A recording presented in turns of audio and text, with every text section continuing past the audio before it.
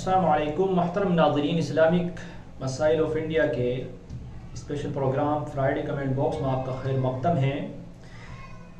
पहला सवाल अबू अरीबा हुसामी साहब बिजनौर से लिखते हैं, एक नेक शरीफ लड़की की शादी किसी मालदार के बेटे से हुई जो दीन से बिल्कुल गाफिल है, नाच गाने सुनने और देखने में मगर रहता है और इस शरीफ लड़की को भी गाना गाने और डांस करने पर मजबूर करता है। ज़रा रहनुमाई फरमाते हैं। नवाजिश होगी। एक लड़के का भाई बिहार इंडिया से है, ऐसे ही कुछ स्कूलों में बच्चों को गाना याद कराया और डांस सिखाया जाता है। जब मैंने एक बच्चे से मालूम किया तो पता चला कि ये स्कूल का कानून है, हिस्सा लेना ही पड़ेगा। क्या इस सूरत में बच्चे गुनहगार होंगी या सिर्फ स्कूल वाला इसका गुनहगार होगा? ज़रा रहनुमाई फरमाते हैं। नवाजिश होगी। देखिए, अल्लाह के रसूल सल्लल्लाहु अलैहि वसल्लम की एक हदीस है, ला ताअत लि मखलूक फी मासियतिल खालिक, कि जिस काम में अल्लाह की नाफरमानी हो तो उसमें मखलूक की इताअत नहीं की जाएगी।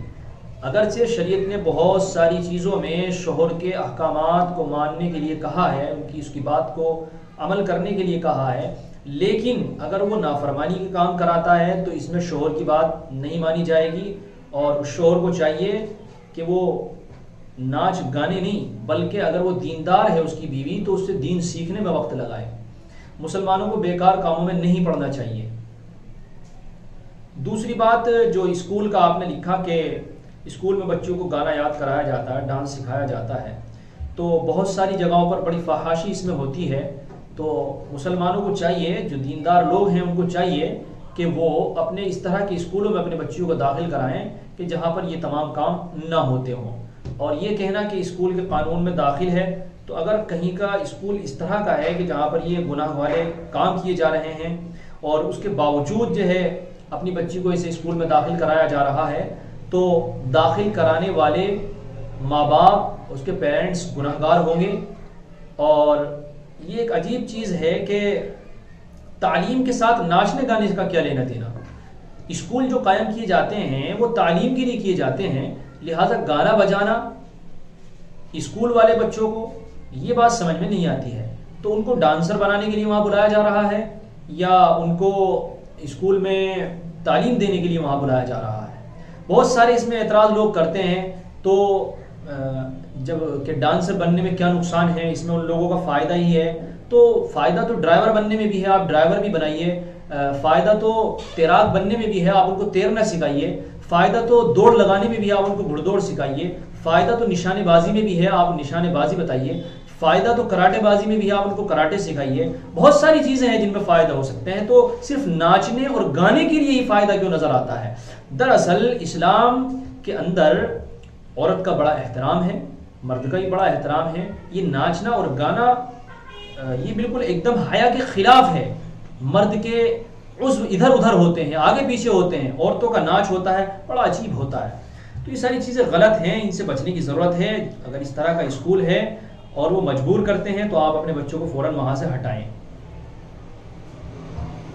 मौलाना अनस हुसामी साहब एक सवाल करते हैं, बाज़ जगह मस्जिद के माइक से सब्ज़ी और इसी तरह के दीगर ऐलानात किए जाते हैं और ऐलानात के बाद पैसे भी लिए जाते हैं, मसलन फ़ी ऐलान 20 रुपये। इस तरह के ऐलान करना ये जायज़ नहीं है, बिल्कुल मना लिखा है कि मस्जिद का माइक नमाज की इत्तला देने के लिए है, अजान के लिए है। लिखते हैं कि गैर मुस्लिम के ऐलान के पैसे मस्जिद में इस्तेमाल किए जा सकते हैं या नहीं है? ऐलान करना ही जायज़ नहीं है तो उसके पैसे कहाँ से जायज़ होंगे? मोहम्मद अय्यान लिखते हैं, फ़र्ज नमाज के बाद जो दुआ होती है इसका क्या हुक्म है? इज्तिमाई दुआ का तो कोई सबूत नहीं है, लेकिन बहरहाल इनफिरादी तौर पर अगर अल्लाहुम्मा अंतस सलाम मिनकस सलाम मुख्तसर दुआ मांगी जाती है तो मांग सकते हैं। लिखा है कि और दुआ के बाद दोनों हाथ चेहरे पर फेर लेना, क्या ये सब सुन्नत से साबित है? जी हाँ, ये सुन्नत से साबित है। हज़रत उमर रज़ी अल्लाह ताला और दीगर सहाबा से इसी तरह से मरवी है, तिरमिज़ी की रिवायत है कि दुआ के बाद हज़रत उमर रज़ी अल्लाह ताला ने अपने दोनों हाथ अपने चेहरे पर फेरे थे। मोहम्मद मरगूब नाबका से फ़िलहाल मुकीम हैं सऊदी अरबिया में, लिखते हैं कि हींग और सोयाबीन की भाई खाना कैसा है? खा सकते हैं, हलाल है, कोई हरज की बात नहीं। ये कोई साहब हैं, लिखते हैं कि क्या दिन में बीवी से हम बिस्तरी कर सकते हैं या नहीं? اگر پردے کا اہتمام ہے اور آپ اکیلے ہیں، تنہا ہیں، اور آپ کے من میں یہ خواہشات جاگ رہی ہے تو بالکل آپ کر سکتے ہیں۔ منصور عالم صاحب لکھتے ہیں تابوت سکینہ اور ہیکل سلیمانی کیا ہے اور کہاں ہے؟ منصور عالم، حضرت داؤد علیہ السلام نے دنیا کے بہت بڑے حصے کو فتح کیا ہے، اس کے بعد میں حضرت داؤد علیہ السلام نے اللہ کی عبادت کے لیے ایک اللہ کے گھر کو تعمیر کیا، اور اس کی تعمیر مکمل نہیں کرا سکے، اس سے پہلے ہی آپ کی وفات ہو گئی۔ اس کے بعد میں حضرت سلیمان علیہ السلام نے اس کی تعمیر کو مکمل کرایا، اور اس میں جناتوں سے بھی مدد لی، بہت سارے جناتوں نے بھی اس میں حصہ لیا ہے اور انہوں نے مسجد کی تعمیر کی ہے۔ تو حضرت سلیمان علیہ السلام نے جناتوں سے بھی اس میں کام لیا، اور ایک عالی شان اللہ کا گھر بنا تھا جس کو آج بیت المقدس کہا جاتا ہے۔ تو بیت المقدس کا جو ڈھانچہ ہے، جو اس وقت مسجد تعمیر کرائی گئی تھی، اسی کا نام ہیکل سلیمانی ہے، کیونکہ اس میں بہت سارا کام حضرت سلیمان علیہ السلام نے کیا تھا، اس لیے ان کی طرف نسبت کر کے اس کو بتا دیا جاتا ہے۔ تابوت سکینہ کیا ہے؟ تابوت سکینہ دراصل یہ ایک تابوت تھا جس میں بنی اسرائیل کے جو پہلے انبیاء گزرے ہیں اس میں کچھ ان کے باقیات ایک صندوق میں رکھے ہوئے تھے۔ تو یہ بنی اسرائیل اگر کہیں پر جنگ وغیرہ میں جاتے تھے تو اس صندوق کو ساتھ لے جاتے تھے، اور اس صندوق کو جہاں بھی ساتھ لے کر کے جاتے تھے تو ان کو فتح حاصل ہو جاتی تھی۔ ایک بادشاہ جالوت تھا اور اس کے مقابلے میں طالوت تھے۔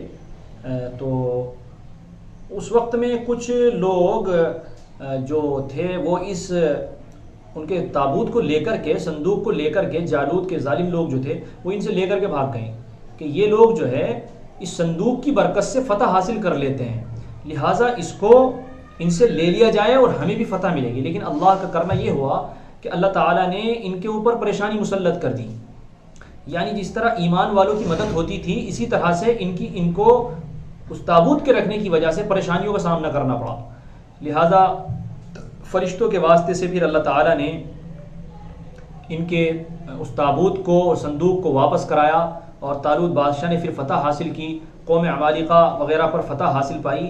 تو یہ اس تابوت کو، اس صندوق کو تابوت سکینہ کہا جاتا ہے۔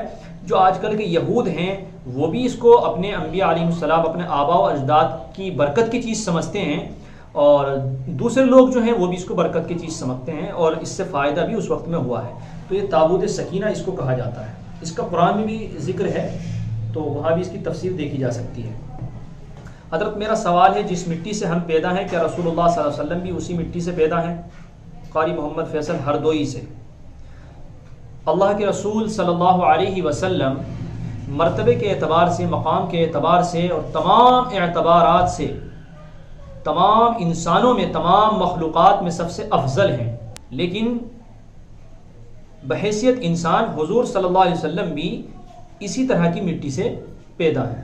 تو یہ تھے آج کے کچھ سوال جو ہمیں موصول ہوئے۔ آپ کا بھی اگر کوئی سوال ہے تو 90 84 23 20 31 یہ ہمارا نمبر ہے، یا کمنٹ باکس میں بھی آپ اپنا سوال لکھ سکتے ہیں اور ہمیں بھیج سکتے ہیں۔